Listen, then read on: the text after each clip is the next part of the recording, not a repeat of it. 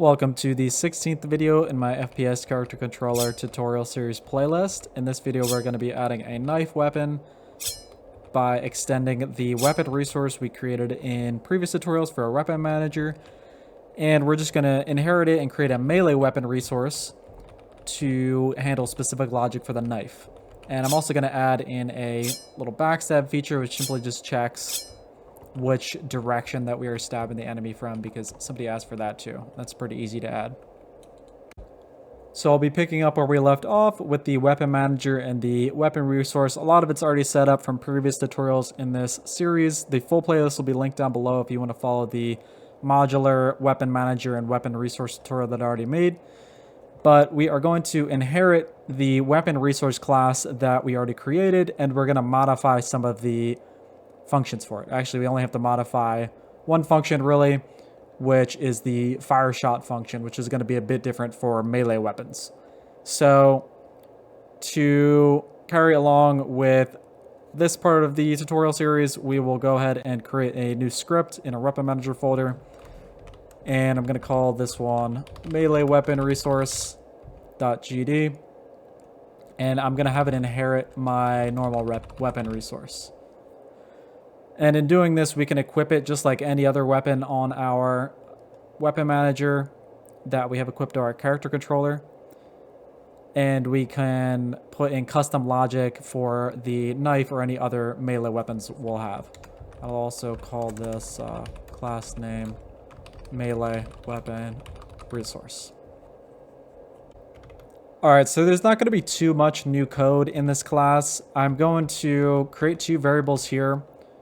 Max hit dist and the miss sound variable. These are going to be the two variables that are going to be different from the regular weapon resource, because like when you shoot a gun, it sounds the same obviously whether it misses or not.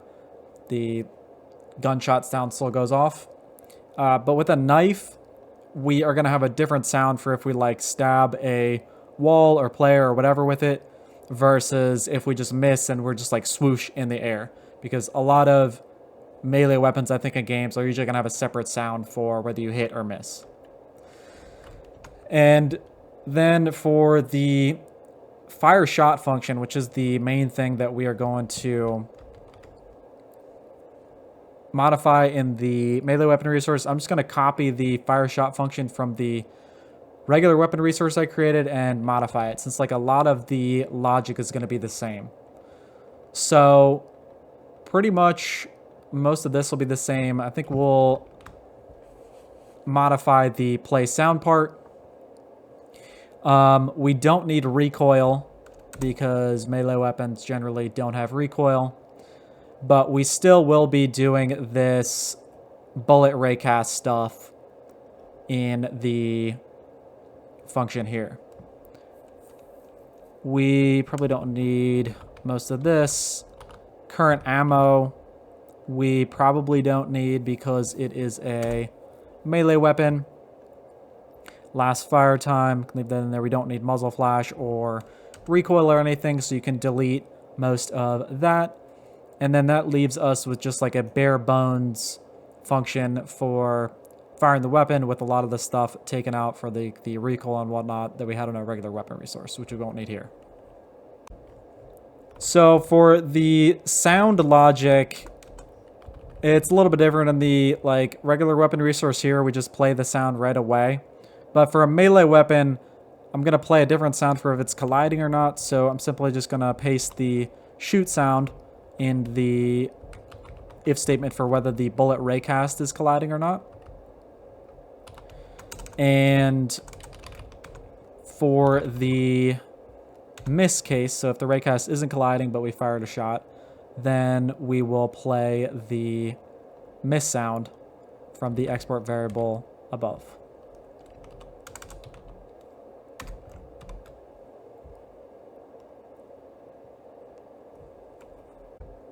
And one of the other big changes I have to make here is use the max hit dist for the raycast. So this raycast hit dist I had in the weapon resource, and that was just like 9999. But for the melee weapon resource, I'm going to have the default maximum distance you can hit in front of you as 2.3 ahead with the knife resource, or you could adjust this for other melee weapons. And with that like pretty much almost works. You can save that and then it will work for a knife weapon. So I could just create weapon knife, and then just as we were creating resources for other weapons, you can create a melee weapon resource now. And I'll call this knife.tres. And then I'll include in the description also the models for the knife for the controller. But yeah, I just pulled in the knife view model, which has like the hands as well as the world model into the knife folder of the weapon manager. And that is linked in the zip file in the description. It's just a model I made. You can use for free for whatever you want. It's public domain. So you can use it in your game, whatever you want to do. Don't need to credit me or anything. And I'll just set it up like my previous weapon model. So we drag the view model in the view model and the world model in the world model section. And then for the miss sound, I also have in the sound pack, you can use this CC0 swoosh sound. I got these from Free Sound. These are all CC0 sounds. So I'll put this sound right here, swoosh, into the knife miss sound. And I'll also put the unholster sound into the knife as well. And for the slash sound, I think it's this one. Yeah, so CC0 BUBEC knife slash 1. So what I'm going to use, these are all included in the description. And then reload sound, knives don't have a reload, so we don't need anything for that. And you can change the max fire rate if you want. I'm just going to leave that all the same. The idle animation, idle, unholster, and shoot, I believe are the 3 animations for my knife model. I can double check actually.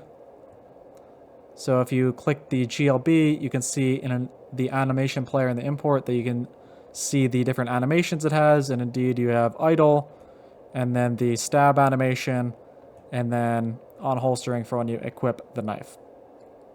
So I'm just going to set the 3 animation names. And then the last thing we have to do is position the view and world models. And I already showed how to do this in a previous tutorial, so I'm actually probably just going to copy these in. But in the initial weapon manager tutorial, I go through the process of doing that. It's a little bit slow to show in this full tutorial, considering I've already showed it once, but basically, you just drag on the view model. You can go in your camera perspective, and then, yeah, you'll drag it in front of the camera, and then position it from there until it looks right. But I already know the values, so I'll just copy them into mine here. So yeah, if you want to copy mine, if you're using the exact same view model, here are the values. You can pause the video and just copy them into your view and world model for the knife, and they'll be the same as mine. And then that should pretty much work for the basic version of the knife. If I go into my weapon manager and then I drag on the knife resource, everything should work just fine. And there are still obviously a few improvements we can make. Well, that definitely doesn't look right. I think we're maybe shooting a little bit too fast there.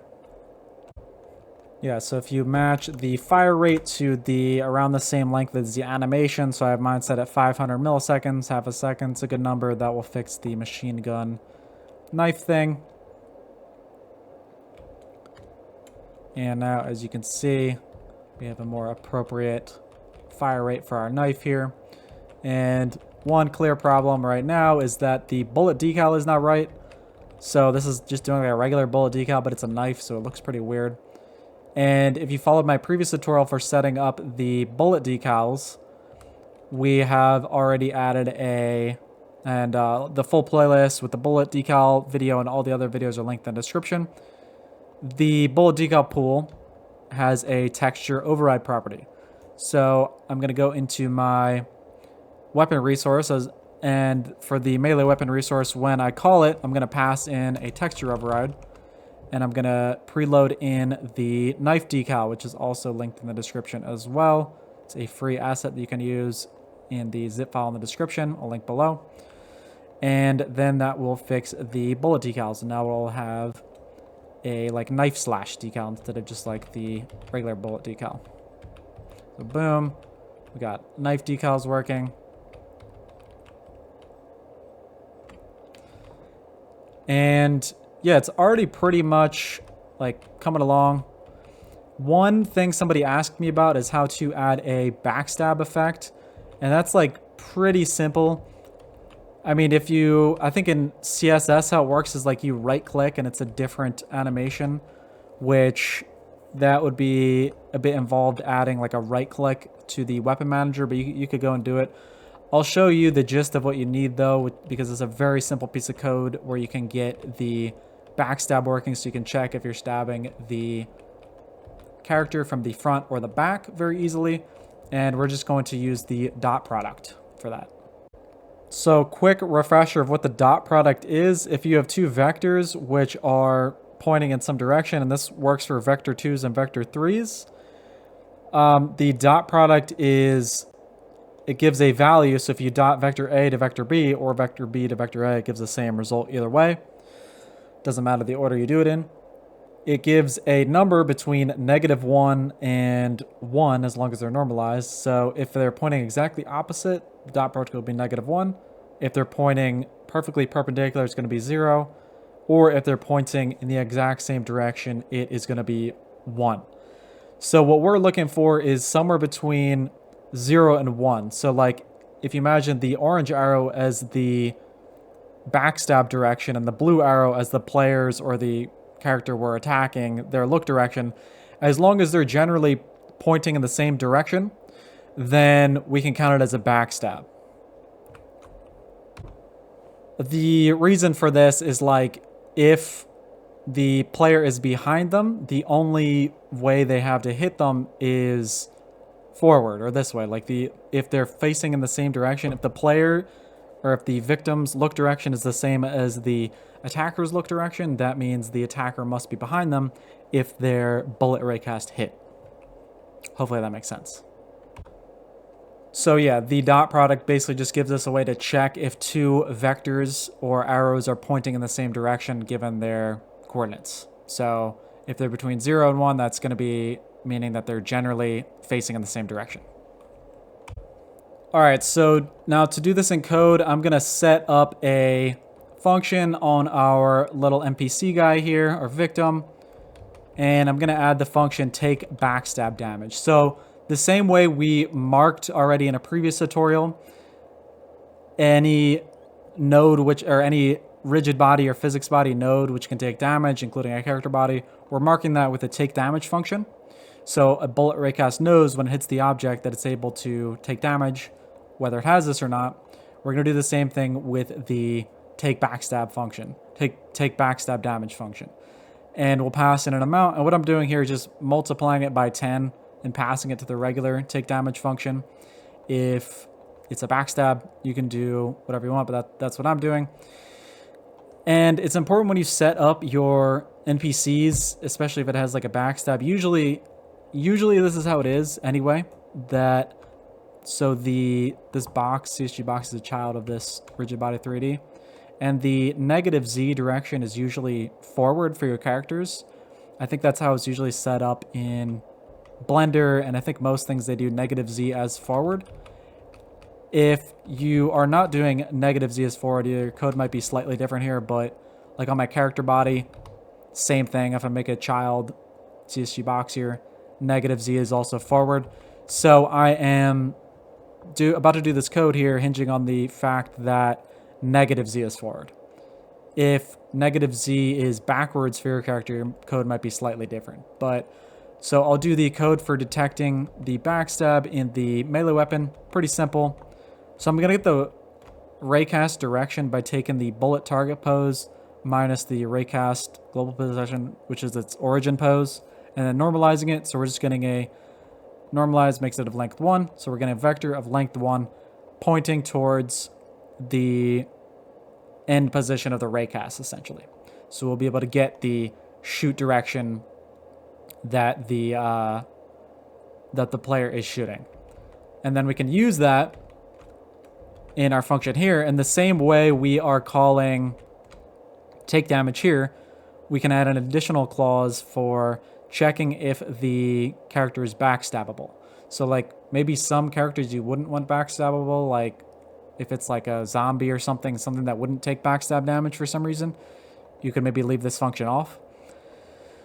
Those are my thoughts. That's how I've thought first to set it up. And yeah, so same way we're calling the take damage, we're calling the take backstab damage. And then we will do this dot product check. So we're taking the dot product of the raycast direction with the object's global basis.z made negative. So this is the forward direction, because you can watch my how the transform 3D type works for a more in-depth explanation of this, but global basis.z will either be the forward or back direction, usually for your character controllers. So we're negating it. So this is basically going to be a vector 3 pointing in front of the character or NPC or whatever we hit. And since I made sure on that character I set up the take backstab damage function on, that he has the negative Z is forward for him, we are going to basically be checking if the raycast direction lines up, or like how aligned is it to the negative global basis.z direction. And remember, if it's 1, they're pointing in the exact same direction. If it's -1, it's opposite. And if it's 0, they're perpendicular. So greater than 0.4 means they're mostly pointing generally the same direction. So you don't have to be like exactly behind them. As long as you're generally behind them in like maybe like a 45-degree angle or so, the backstab will execute. And you can maybe adjust this value if to give like some more grace for, as long as it's not below 0, should be fine for allowing backstabbing. And then I guess this is optional, but if you want to make sure even more sure that the character is definitely behind the object or NPC or whatever they're backstabbing, you can do this trick. So you can put the raycast global position relative to the character. So if you multiply the raycast global position by the affine inverse of the global transform of the object, that puts the raycast position, or gets the raycast's XYZ position relative to the object. So as long as the Z is greater than 0, and remember, negative Z is forward, so positive Z would be backwards. So as long as the Z location of our raycast or our bullet origin is greater than 0, which would be behind the character, then we can go ahead and allow the backstab to go through. And so that should be all you need for that. And then we are just multiplying the damage they take by 10, at least in the case of this rigid body 3D, this little NPC I created. So if we hit them in the front, it only goes down by 10. And if we hit them from the back, then it goes down by 100. So it's 70, and boom. And that's pretty much everything you need for the knife weapon resource. Everything works, but I also wanted to add one more extra thing in this tutorial, and that is Blood Splatter. So I'm just going to speedrun creating a procedural Blood Splatter material, because I feel like that would be cool and useful to show for this. And also I just want to add it to my project because it looks cool. So I'm going to be using a visual shader for this. So I'm going to go in and create a GPU particles 3D. And then I'm going to create a process material on that to spawn the particles. And then I'll create a quad mesh on the draw pass. Then that creates like a one-sided quad mesh here. I'll create a shader material on that. And then on the shader material, add a new shader. I'm going to get a built-in and a visual shader. So yeah, visual shaders are really good for creating procedural materials. So it's going to create a built-in visual shader. And Then one of the first things I'm going to do is go into the fragment and create a built-in or a billboard. And I'm going to change it to particle billboard and connect the model view matrix to the model view matrix for the billboard matrix. And for some reason, it doesn't update right away always in the vertex shader. But if you change the size, it seems to update. So I don't know if that's a bug in Godot or what, but yeah, I might have to work around that. So added the vertex shader, and then I'm going to add a fragment shader to kind of create a blood texture on these little particles here. So I know I'm going to use 2 textures for this, so I'm going to create 2 texture 2Ds. Boom. One is going to be a gradient texture 2D, and I'm going to make it a radial fill, so like a circle-y texture. And I want it to be white in the center and then fade to black as it goes further out. So boom, that looks pretty good. And then I'll go in the other texture, and then you can go and like click these little eye buttons you can see along your visual shader as you're creating it, how it's coming along. So then I'll add a noise texture 2D, and I'll add a fast noise light to that. And then I'm gonna go in the fractal section, set it to no fractals in the noise. And then boom, we got this noise texture we can use in the shader. And then the first thing I'm gonna do is multiply these, and I'm gonna multiply the like circle with the noise texture, and you'll see the result of that is only the center part of the noise texture. So I get this like circular blob thing. And then I'm going to add I'm going to add one in between here actually. And I'm going to put the blob texture to the power of 5 before I pass it in and multiply it with the circly texture. And that creates like a more darker blob texture.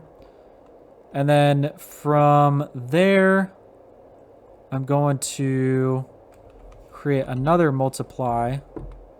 This time I'm going to do a vector 3, vector op. I'm going to multiply the dark blobby texture here with a color constant. I'm just going to use red for blood. Pass it in there. And then, boom, we get like this blood looking thing.